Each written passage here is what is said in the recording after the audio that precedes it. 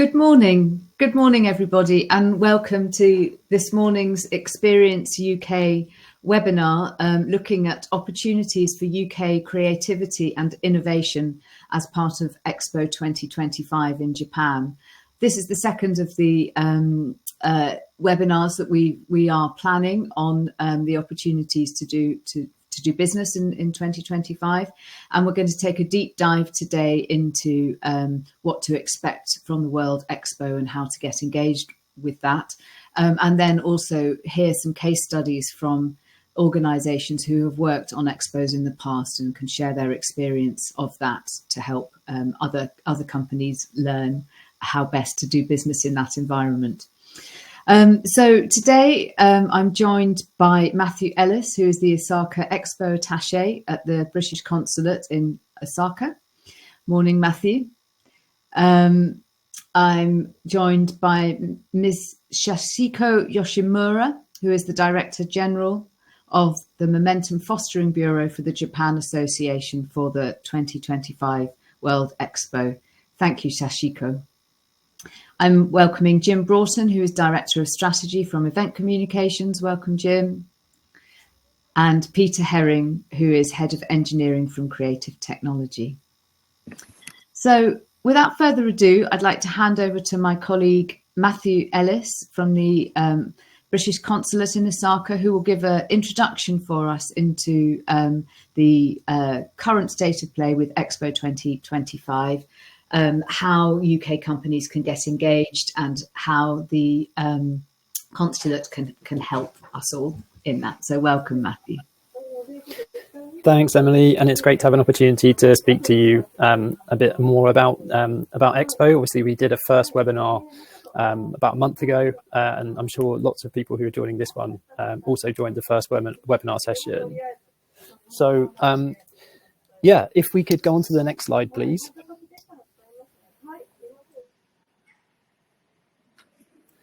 And this is just to take us through the overview for today's presentation. So we're going to say a little bit about what Expo 2025 will be, where we think the business opportunities are, and also say a little bit about how we think businesses might be able to tap into some of those opportunities and the support that we can give you in doing that. Next slide, please. And the next slide as well. Thank you. So here's a very quick overview of the Osaka Kansai Expo.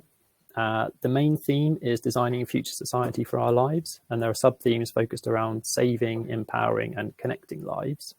The event will run between April 2025 and October 2025, and there is a very large expected audience. So more than 28 million people are expected to come through in 6 months, which I think at peak Disneyland, it takes something like a year and a half to get that many visitors through.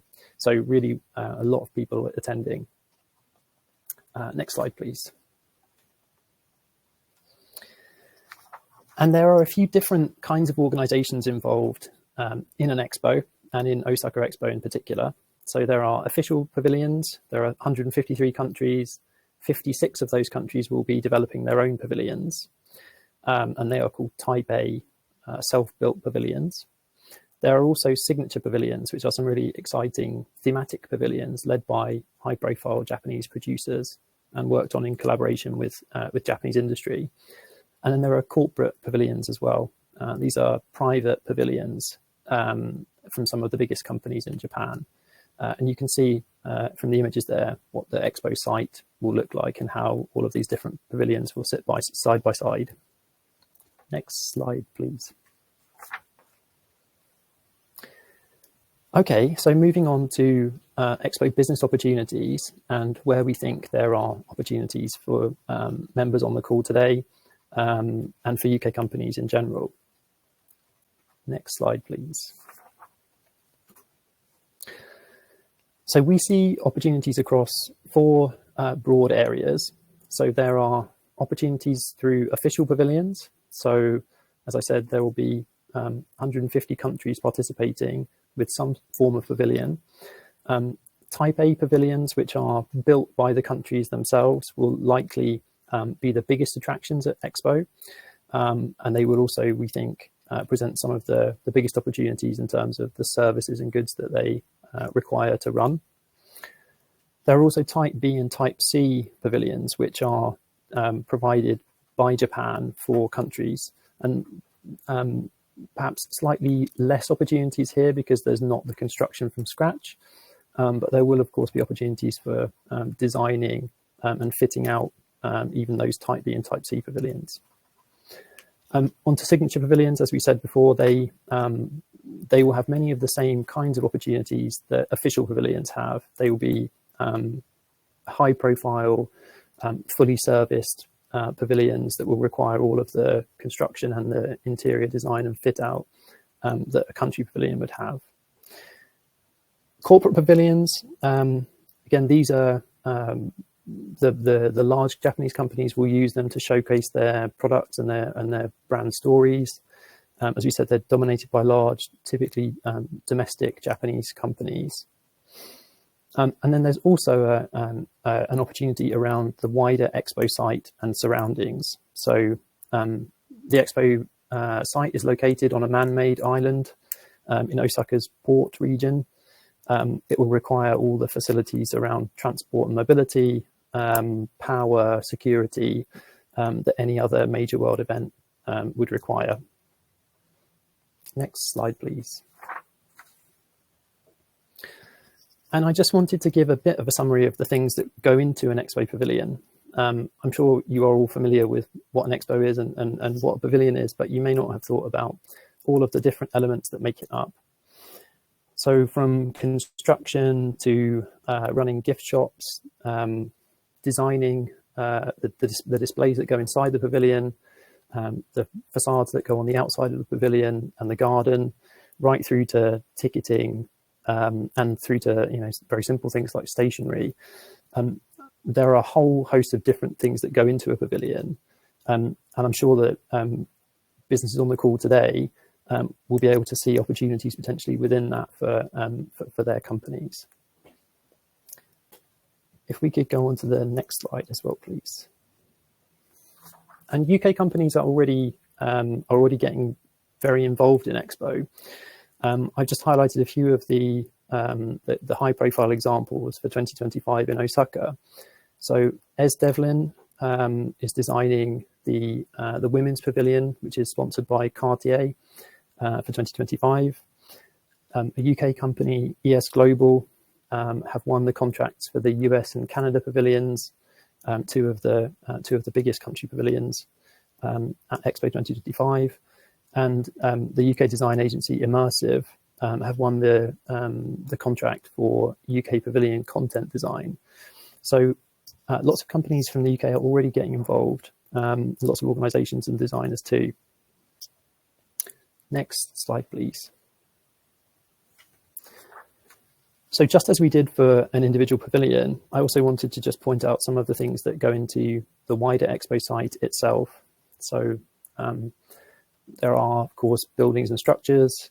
There's all of the customer experience. There's ticketing, again, mobility, security and cybersecurity, emergency equipment, events operations. There's a whole host of different things that are required for the Expo site. If we could go on to the next slide.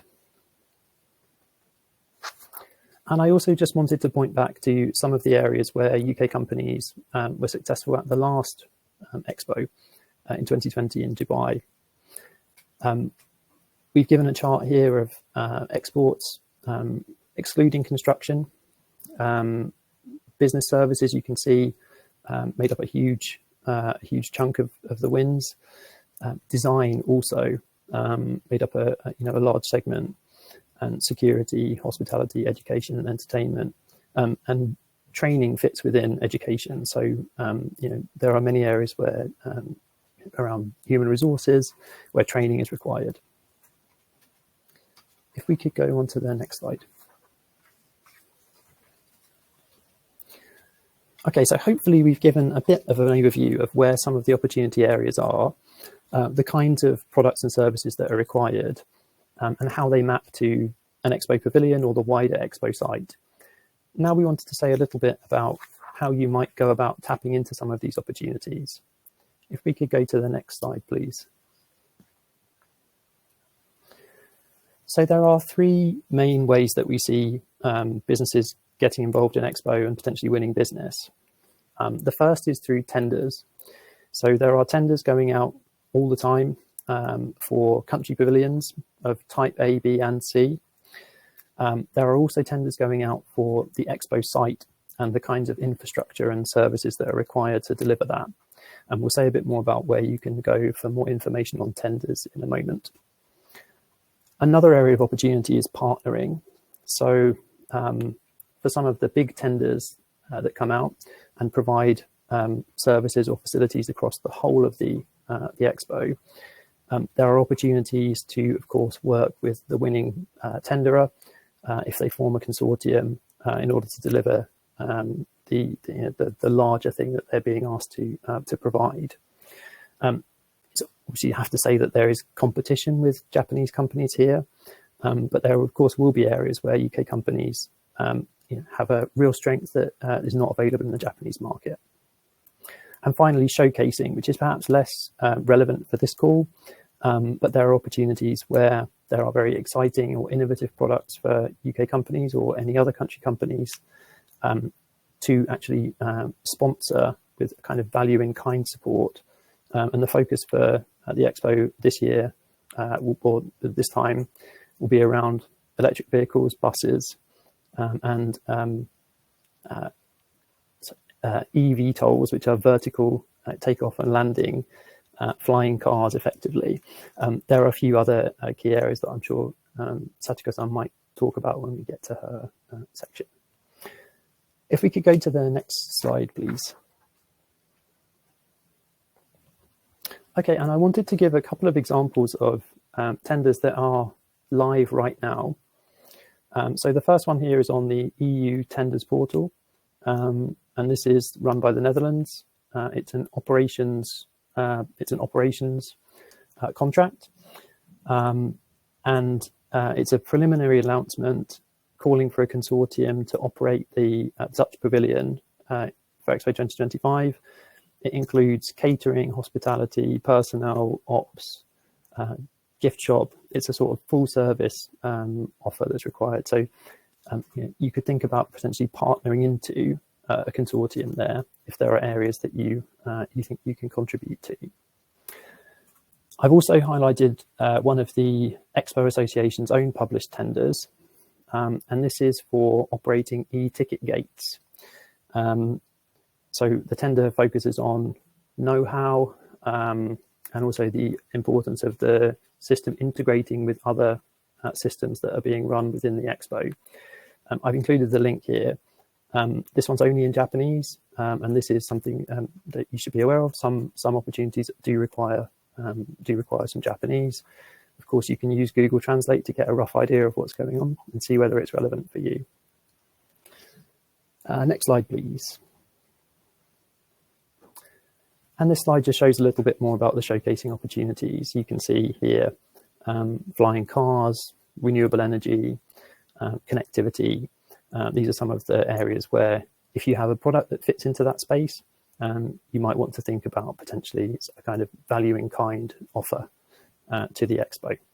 But this wouldn't, of course, be a paid for opportunity. If we could go to the next slide. So I've just given a list here of areas where you might go to look for more information on this. We have an Export to Japan website, which showcases some of the opportunities for UK companies to export products or services to Japan. We've set up an Expo 2025 page within the Export to Japan site, and we are keeping that updated with relevant opportunities. So you might want to click through to that and bookmark it and go back and have a look every now and then. There's also a few different places you can look for tenders related to Osaka Expo. The UK, of course, is delivering a pavilion. And so we've got a couple of places where you can find tenders there. And I've also listed the Japanese language tender portal, the EU tender portal, and the Expo Association's website, all of which show other tenders that you might want to look at. if we could go to the next slide, and I think that's everything from me. But thank you very much for engaging. We're very happy to field questions. And thank you very much. Thank you so much, Matthew. That was really, really comprehensive and insightful. And I'm sure everybody is really, really grateful for those insights. In terms of how to manage the Q&As, we're going to hold those till the end. So if there's anybody who has a burning question as the presentations are being given, please can you put it into the chat, and then we can ask the panelists in the last 10 minutes. So without further ado, I'd like to hand over to Sachiko Yoshimura, Director General of the Momentum Fostering Bureau for the Japan Association for the 2025 World Exposition, to help us gain a deeper insight into the structures and the areas of potential collaboration. Welcome, Sachiko. Thank you very much. Thank you all for having me. My name is Sachiko Yoshimura. I work for the Japan Association for the 2025 World Exposition. So we are the organizer and preparing for the Expo right now. Right now, we have a short introduction about our association. We have 670 people approximately working together. We are basically from different companies, private sectors, governmental associations, and local governments, and we're all working together, hoping for the success of Expo 2025. Forgive me for my environment right now. So I don't have a private office room, and we all work together in this large room all together. So we can communicate as well, but also it's hard to find a private place. So excuse me if there are some voices in my presentation. So I'd like to start with introducing you to two programs of Expo 2025. So can you change the slide to next slide, please? Thank you. So the first program that I'm going to explain is about the Theme Week. I'm sure some of you are aware that and know about the Expo 2020 Dubai Expo. They did a very successful program called the Theme Weeks. It's the Dubai Expo featured like 10 key global issues like climate change, space, and everything. And they held the Theme Weeks where people from around the world in various fields can really get together and discuss about, of course, inside the expo, but also in online.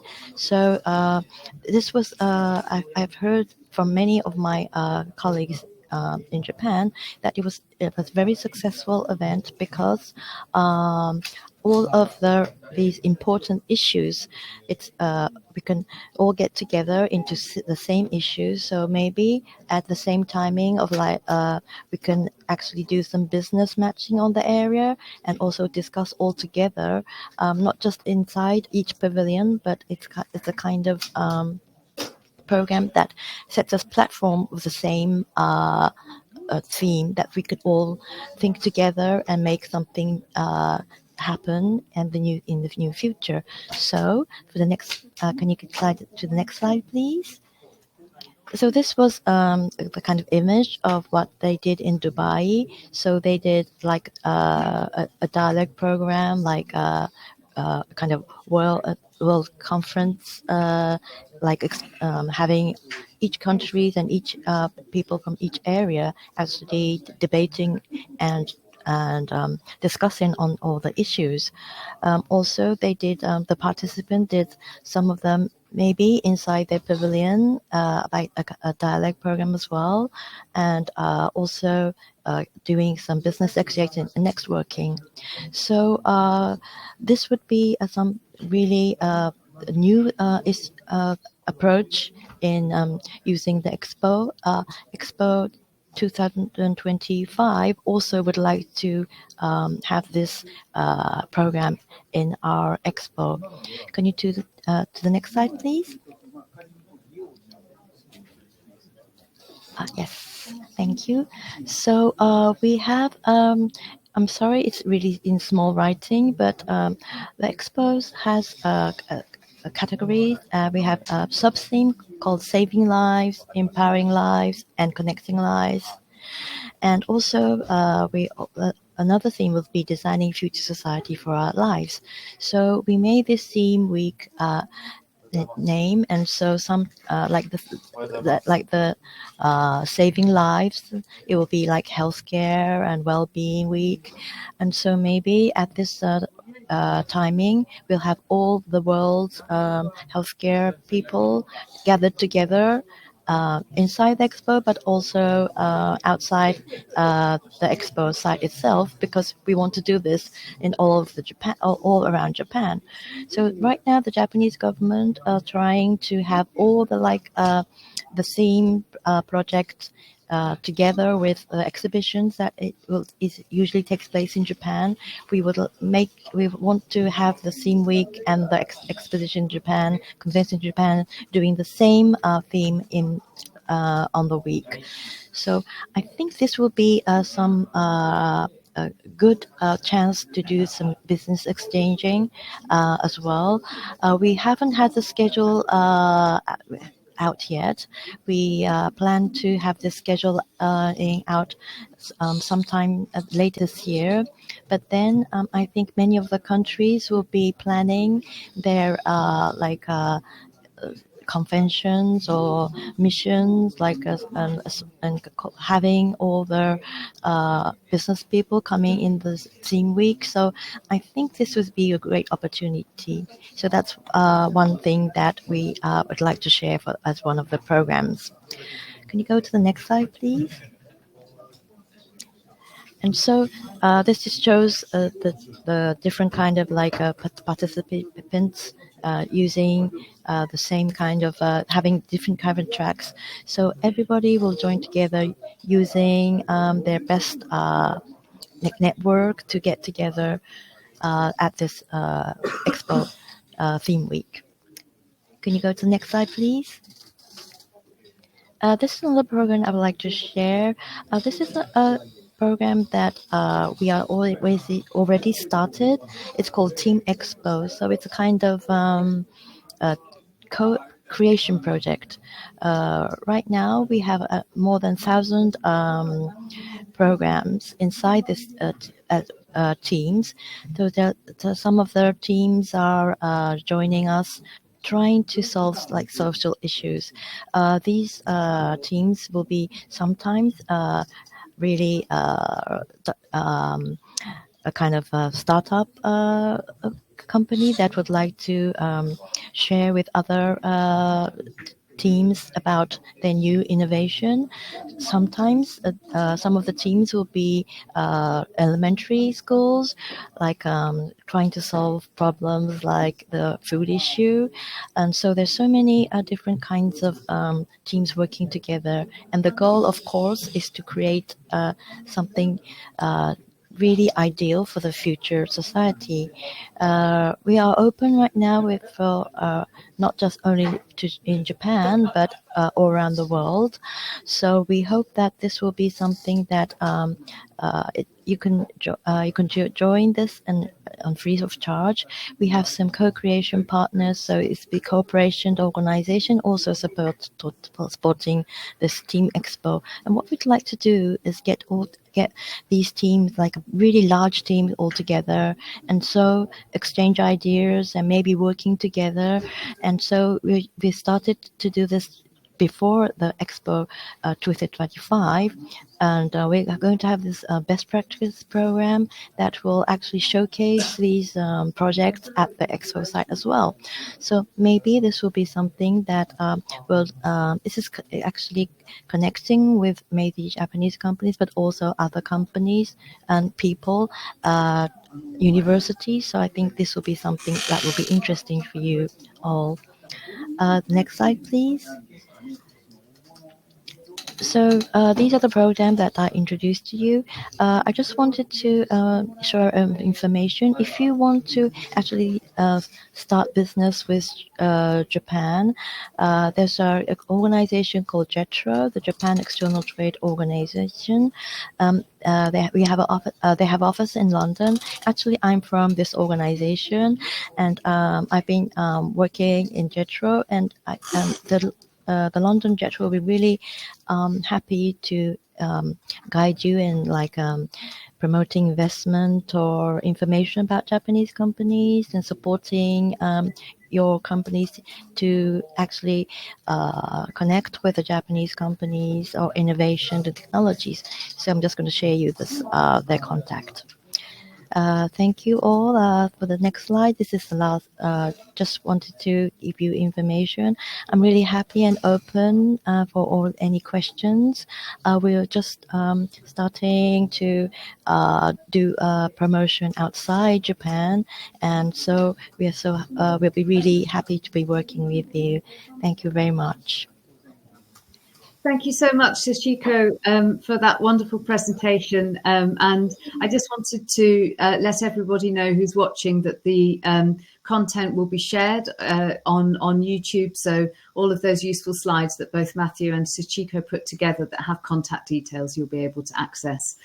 Now, moving from the experts into the Expo 25, into the experts in delivering for expos, I'd like to introduce Jim Broughton, who is Director of Strategy from Event Communications, who is going to share some case studies of their work in expos over the years. So over to Jim. Thank you, Emily, and hi everybody, and thanks again to Experience UK for the chance to be here today. As Emily said, I'm going to give you some shaggy dog stories about a very small corner of working with Expo, which is the experience of a design company which worked for many years on Pavilions. And for those of you who know us, experience design is what Event does. We've done it for nearly 40 years, and we've done it all around the world. Expo comes back to the origins, the kind of the foundation of why our company exists. So this fabulously young and diverse group of people is an agency called Design Research Unit that was founded in 1943. The first cross-disciplinary industrial design house in the UK. Among their many initiatives were dreaming up the original plan for the Festival of Britain, which is obviously the first World Expo of the modern era. Fast forward 30 years, they had a whole special projects unit that was devoted to developing experiences, special events, and they had a running contract to do UK pavilions at various trade expos around the world. This is the Expo 85 in Tsukuba in Japan. The Special Projects Unit at that time felt perhaps there were bigger opportunities to do more exciting things than they'd been able to do at that point. And they decided to break away. Break away and set up on their own. And that team set up the company that I'm proud to be part of today, Events, around a set of values which we currently describe in this way, but really it describes something that goes back to our heart as an agency that does kind of public service-based industrial design. Very quickly, we then went back into Expo as Events, and you can see here, I suppose the paradigm changes quite quickly. This is Expo 86 in Vancouver. You can really see the language of big kind of, I suppose, expressive media moments, very different from what happened the year before in Japan. And we continue to do that. And if you look at slices of things over the years, we've moved as fashions have moved. 10 years later here in Daejeon in Korea, doing something which is very much a Soleil Lumiere based kind of AV experience. 10 years further forward again, here in Milan, doing something which was very much making the most of new developments in audio-visual hardware and technology and the ability to use sound and light in new ways. So I suppose Expo is kind of part of what we are and how we think. Of course, Expos are fantastically complicated, and I think Expo pavilions are very high-prized projects to work on, and they're very hard fought over. And of course, they're always the things that never were as well. And I think for anybody who's prepared to do this, I think it's worth understanding the time and energy that has to be invested in really dreaming big and proving that you're capable of doing that to actually secure a prize pavilion contract. So here, for example, is the silver medal for Dubai 2020, the runner-up prize. Everyone's familiar with what was actually built by the S. Devlin team, but this is the one which we spent a lot of time working on with BDP and Jodhpur Bank Observatory, which is I guess the one which didn't happen. Similarly, we spent a lot of time working on one of the thematic pavilions as a contractor for Dubai Expo. So this is the original plan for the Opportunity Pavilion, the central pavilion in that district.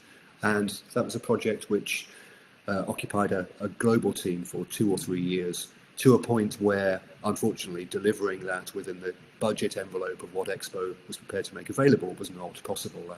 And unfortunately, the entire scheme was shelved, and what was delivered was something which those of you who went to Expo Dubai would have seen, which was much more modest. So I think, again, understanding the complex stakeholder environments and working within the fiendishly kind of complex structures of what nations are trying to achieve at Expo is something that's really important, but we shouldn't be afraid of that. It's something we have to navigate. So where does this take us? Where does this take us in future? And thinking about pavilion design, thinking about Expo going to Osaka, I think it's helpful sometimes to go back to the abstract of what Expo is about. Countries, corporations, staging experiences at Expo are generally looking for 3 broad outcomes, which the BIE is very transparent about. It's the soft power nation branding stuff, it's business and trade development, and it's public engagement.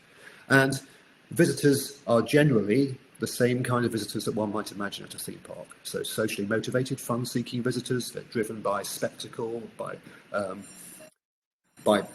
fun, by great experiences. Their time is quite limited. Sometimes they're only at Expo for 1 day, and actually they're kind of quite easily bored. They have a short attention span. So the phrase Expo being theme parks without rides is quite true in some ways. And of course, we then have to think about the kinds of principles for experience planning that we might apply in an attractions environment. So we often talk about the 20-minute principle for experience design. And this is something that experience psychologists talk about a lot. Covent Garden kind of juggler show, maybe one example, but 20 minutes is the length of a movement in classical music. 22 minutes is the length of a 2,000-foot city reel. It's the amount of time that we as humans are prepared to commit to waiting in line for something or following a story before we want to break or change. And that's something which I think we need to understand when we're planning for these environments where there are many options and many kinds of stimuli. And it's balancing the wait and the wow, I suppose. So you may wait in a long time for a theme park ride at Alton Towers, but if you get a 3-minute roller coaster ride, which is kind of jaw-droppingly amazing, then you're happy to do that. And I think we see that in lots of pavilions. And again, there's lots of debate around how that was articulated. This is the UK's most recent pavilion as an example, but the balancing the kind of anticipation with the payoff at the end is always the kind of the balance that I think pavilion designers are looking for.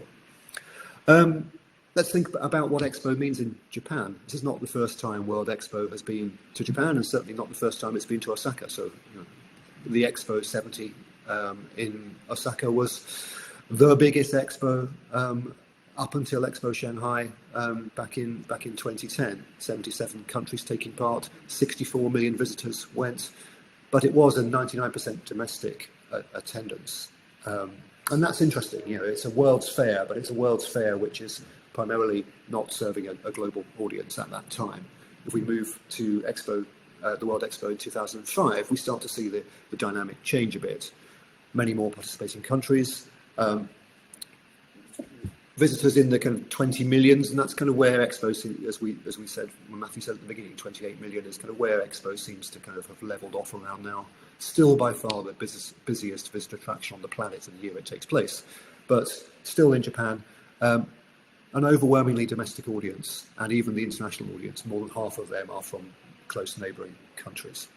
So if we think about what that might mean for Osaka 25, as has been mentioned already, a lot of countries are taking part, 28 million visitors are expected to come, but for us as UK suppliers and experience designers, I think we have to think carefully about what might work well for a predominantly Japanese audience. We shouldn't make the same assumptions we make here in the UK, and you can see at the bottom here, even just looking at the last pre-COVID visitor stats for tourism in Japan and the UK, you can see that Japan has a huge tourism industry, massively weighted towards domestic audiences, and the international arrivals are still predominantly regional, where it's very different to the UK or other countries in Europe. And of course, we need to think not only about what that means in terms of numbers, but also particularly what it means in terms of kind of visitor behavior and psychology. And for apologies now to Japanese friends and colleagues on the call for gross generalizations here, but I think when visitor experience psychologists talk about Japanese audiences and visitor attractions, they talk about some core principles which perhaps we in Europe don't think about so often. There's a lot of emphasis on the fact that Japanese society is a collectivist society rather than an individualistic society, and certain principles around how people regard their interdependence with others in their close relationships, or the groups to which they belong, or the groups to which they not belong, but for whom they feel that they must pay, I suppose, attention, respect, or circumscribe their relationships with. Those things, you can see manifestations of those in visitor attraction environments. And a personal example here of taking the Treasures exhibition for the Natural History Museum to Japan in 2017. It became a phenomenon that I think none of us from London had anticipated. It was as busy as when the Terracotta Army came to the British Museum back in 2007. 4,000 visitors a day, often coming in groups. We'd assumed a dwell time of 90 minutes because it's what you see in London, but in fact the average time was 2 hours plus, so the ticketing had to be kind of reconsidered. People were queuing outside from 5:30 in the morning, engaging deeply and staying longer. And I think perhaps that's something that we need to think very carefully about when we're planning for a different kind of shift in the makeup of audiences. Similarly, the Japan Pavilion at Expo in Dubai, it worked differently to a number of other pavilions. Generally, people needed to book in advance using the smart queue functionality to visit it, or they had to arrive early in the morning and wait for a long time. And if you're giving only 1 day of your holiday or to go into Expo, your time budget is limited, and a 3-hour wait was more than most people, I think, could accommodate. The pavilion was often booked up, and the experience of the pavilion was a 60-minute guided visit for groups of 30 people. And it relied on visitors engaging in a certain way through devices and group interactions to unlock the power of that experience. The experience itself, of course, was amazing. It was an extraordinary experience, and for the audiences who were able to see it, was voted one of the best pavilions at the festival. But perhaps it was different in its structure, in its conception, and the way it spoke to an audience attending to many of the other pavilions on site in Dubai. So some concluding thoughts, I suppose. If we're going to design wonderful experiences for Expo and take that to Osaka, let's not forget what Expos are about. It's those components of nation branding, trade and fun. Let's make sure we're aware that stakeholder and client environments are complicated because of the many interests involved, and let's work with that and plan for that and accept it. Let's make sure that we use the kind of the expertise we have in planning for experiences that are as user-friendly as they are rewarding. Let's balance the weight and the wow properly. Let's not forget the universal things around how humans as organisms consume visitor experiences, but let's also seek to understand the host country, trends, traditions, visit patterns, and all of those dynamics. And I think our friends here from JETRO and the Trade Office on the call can be enormous assets in our lives for us in that. But let's ultimately embrace the opportunity. As Emily said at the beginning, Expo is always extraordinary, and I think it's great to be part of it. Thank you. Thank you so much, Jim. What an incredibly insightful and useful, almost DIY toolkit for how to work on Expos from a creative company perspective. So thank you so much.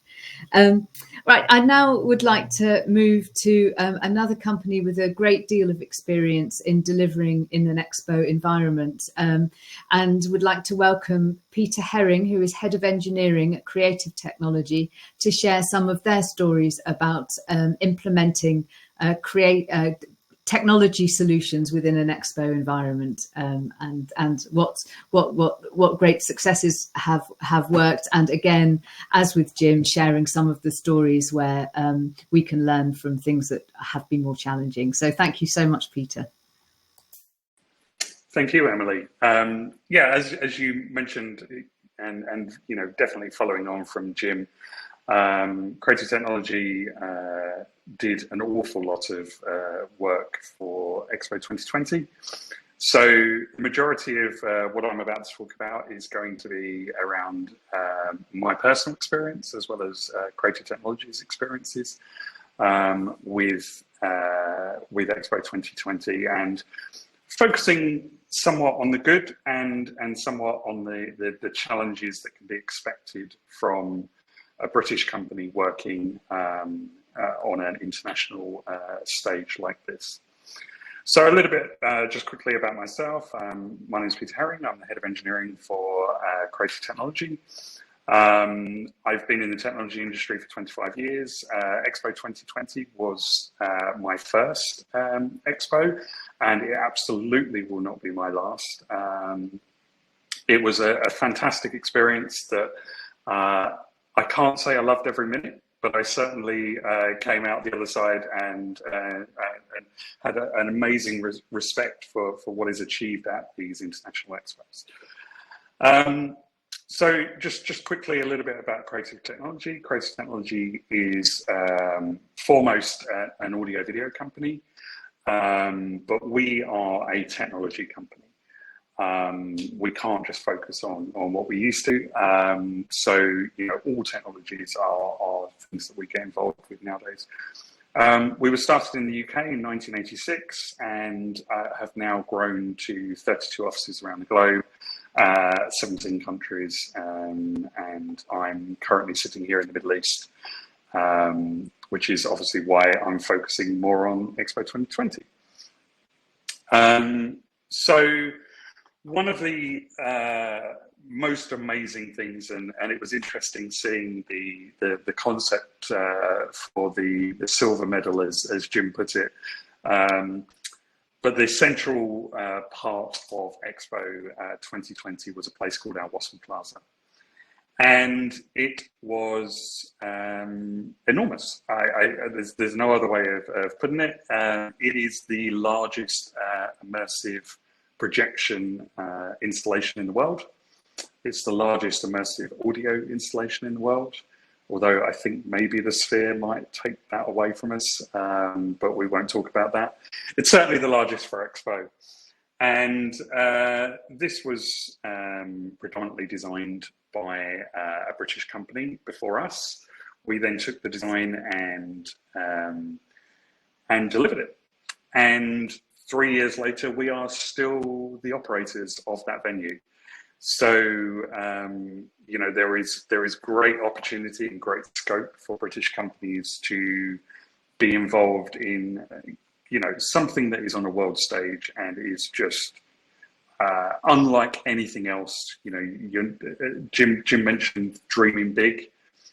There are no other opportunities in the world that I think dreaming big comes to realization than at an expo.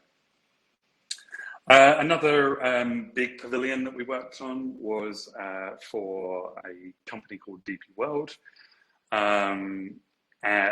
It was a great pavilion. A lot of technology was used. And we worked again with another UK design agency.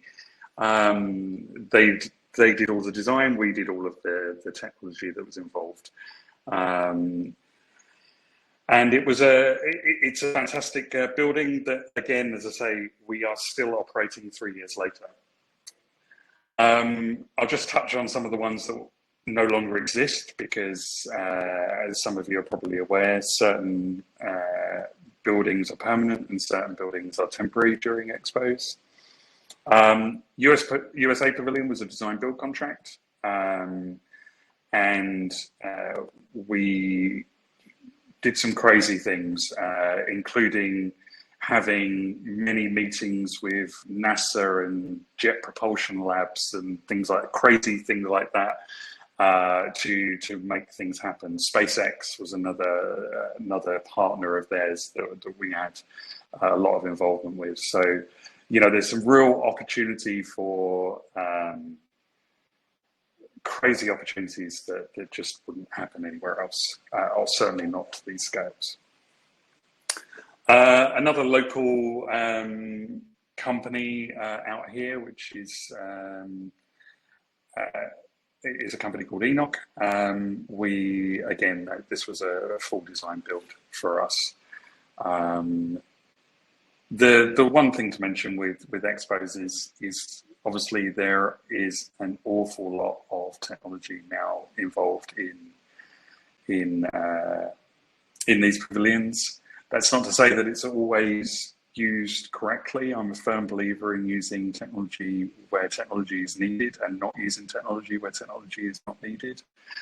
But for those on this call that are from technology companies, there is a crazy scope for work at Osaka 2025.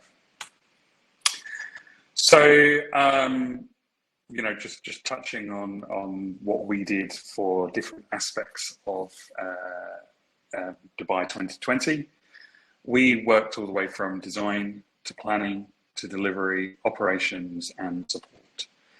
And as I mentioned, some of those pavilions we are still operating and supporting to this day. So that's kind of the stuff that we did. Let me tell you about some of the challenges we had. So local contractors versus design intent. There is always going to be a challenge between local contractors and the understanding and regional differences of the way things are done.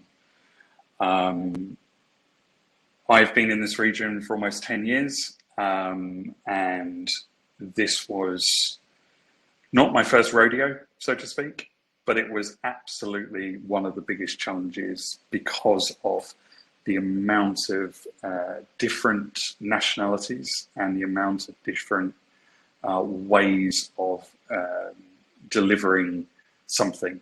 The way that we all think from the UK of delivering something is absolutely not the way that a lot of these pavilions or a lot of these structures got delivered. So I guess the real thing here is just making sure that you are flexible and open to challenges and changes, because it will never be as straightforward as you think it's going to be.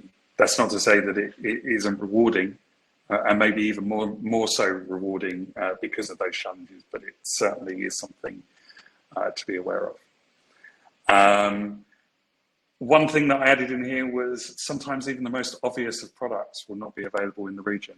That sounds like a ridiculous thing to say. We're working, the world is an international forum now, but it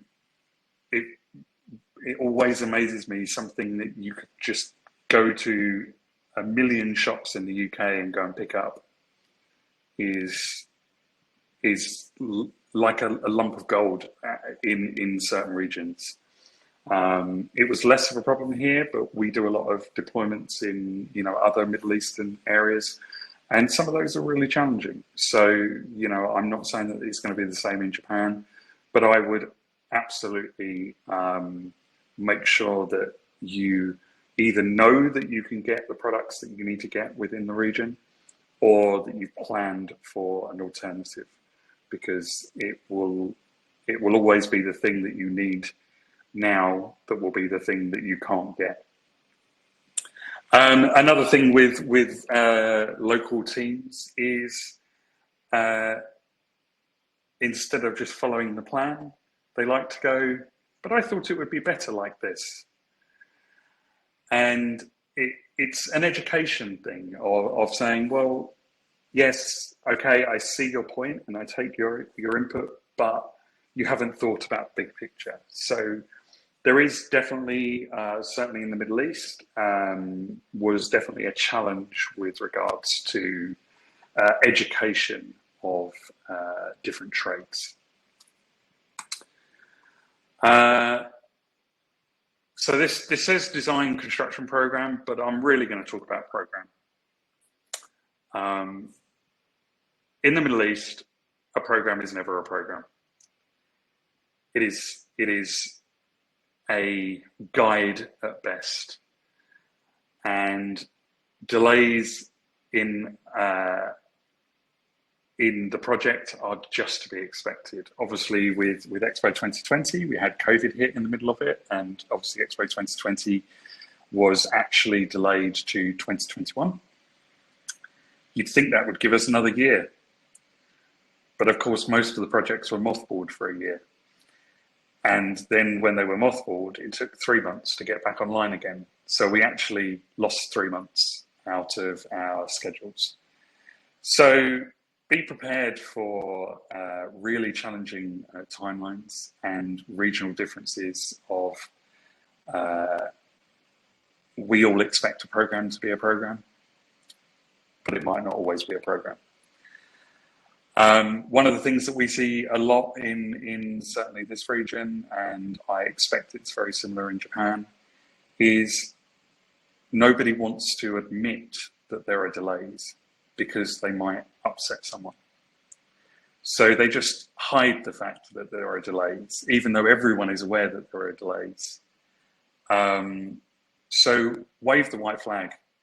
Don't be afraid of bringing that to the right people, because it's only going to be detrimental to yourself in the end. And another thing that we saw time and time again, and was possibly the biggest challenge on Expo, was why do a job right first time when you can do it wrong 3 times? And the reason for that is because of certain aspects that were put on certain contractors. So sign-off scheduling.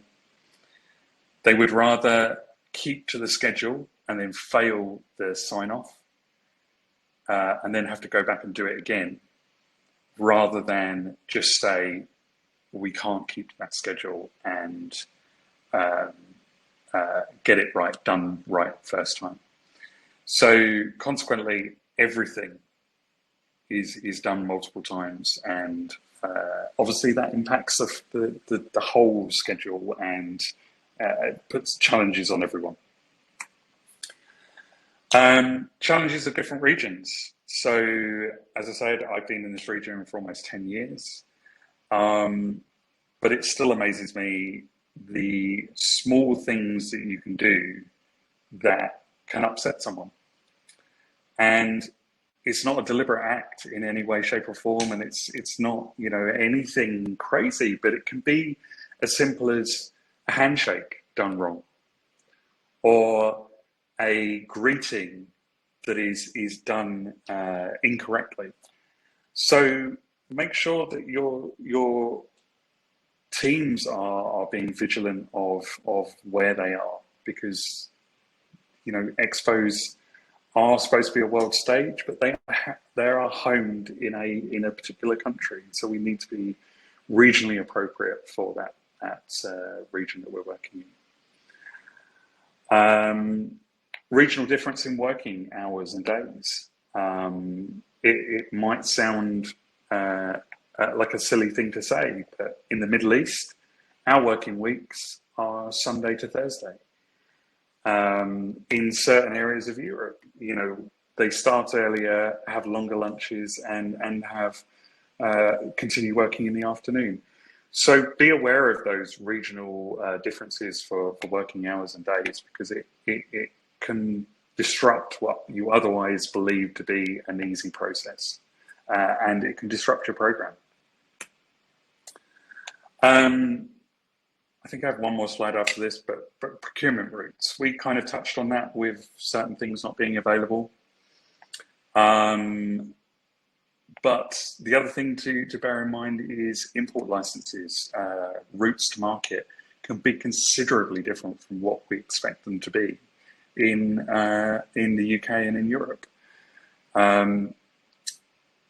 I would absolutely suggest to anyone that they look to partner with a professional shipping company, because it is a minefield. It is an absolute minefield to try and do this import yourself.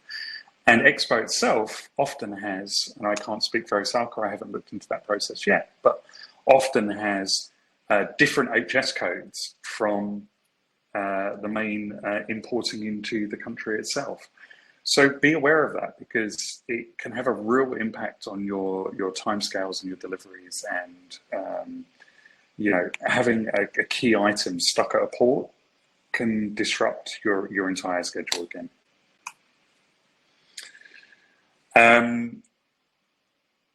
Just two things really on operational deployment. Never underestimate the local laws or the Expo rules. The Expo rules were probably the hardest thing for us to work around. They kept changing, and they kept changing based on different things that were happening. So as the build process of the site got into different stages, different rules applied, and that's understandable. But make sure you're aware of those, because it can really catch you out at the wrong moment. And the last point is changes and being agile. Make sure that your entire team are prepared to be agile, because if you're not, it's going to be a really rough time. But if you are, and you are involved in any of those things, and hopefully take on some of the things that I've mentioned, you will have one of the most amazing experiences. And as I said, an experience that I hope to be a part of with Osaka 2025 and onwards. And I think that is it from me. Thank you so much, Peter. What a very, very thorough and wonderful presentation, with a lot of honesty and a great deal of practical insights for the membership. So thank you so much. What I have heard running through the thread of everybody's presentations today are the importance of partnerships and consortium bids. And so I just want to kind of flag a little bit, remind everybody to use the amazing resource, which is the Experience UK partnership, incredible collection of UK companies who will have expertise in areas that support Expo activity, and to look for your partners here within our own membership group.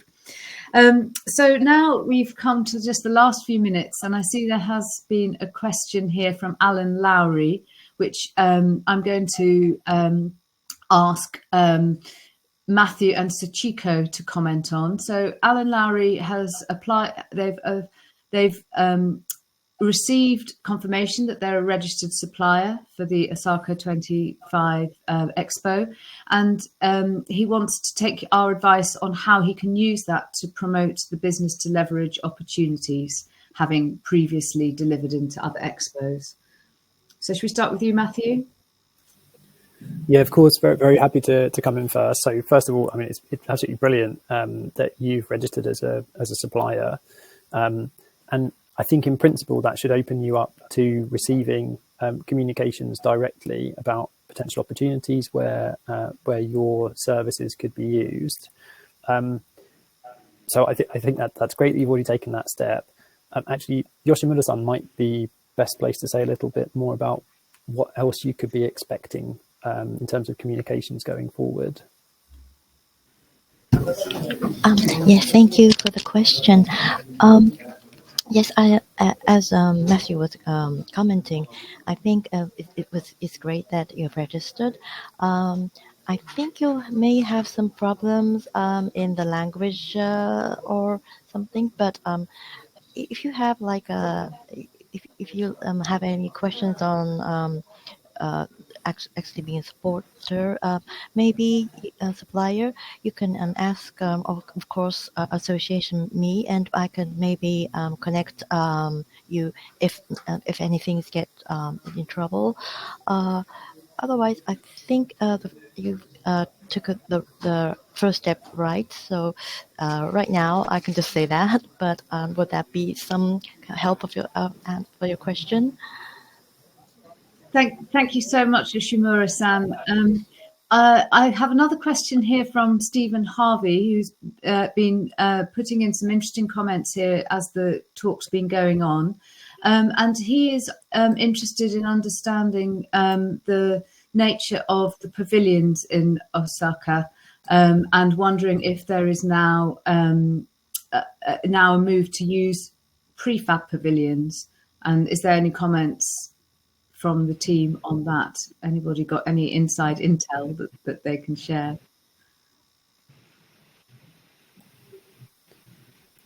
I can come in quickly and say that I think there are a mix of different kinds of construction going on across the pavilion. Type A's are entirely down to the discretion of the country that's building the pavilion as to how they will construct it. Type B's and C's are on a prefabricated basis. So yeah, there are a mix of different pavilions. So I guess you need to look out for, if you're looking at tenders, you'll need to have a look at how they're specified.